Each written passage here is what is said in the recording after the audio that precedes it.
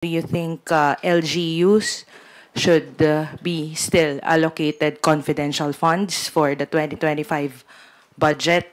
Ako honestly, hindi po ako I think personal ko po tong opinion, dapat hindi ho natin hinuhusgahan ang mga pondo dahil po sa mga nang-abuso dito.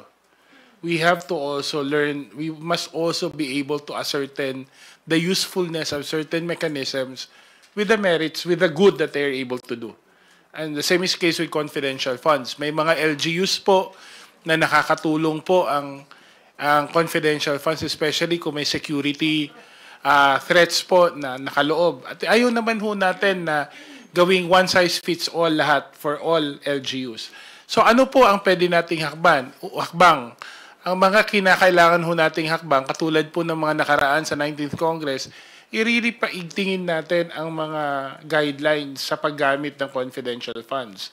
Isa po yun, siguro pagsasaibatas nung mga joint memorandum circular na ginagamit ngayon at pagbibigay po ng mas focus na legislation doon sa mga pananagutan ng mga SDOs, pati po yung qualification nila. Doon po sa paggamit po ng fidelity bonds ng ating mga SDOs at lahat po na may custody ng confidential funds.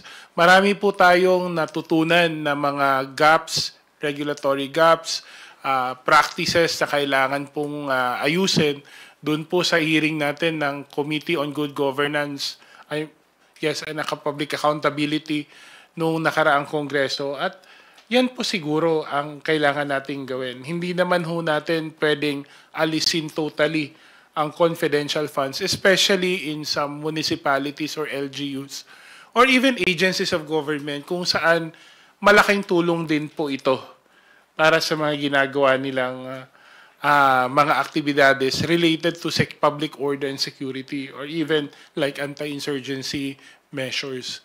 Pero ang mahalaga lang, inasayos natin ang legal framework at yung paano po gagamitin. And also, to be sure na merong sapat na oversight ang COA, for example, at even po yung ibang mga agencies na may ganitong pananagutan.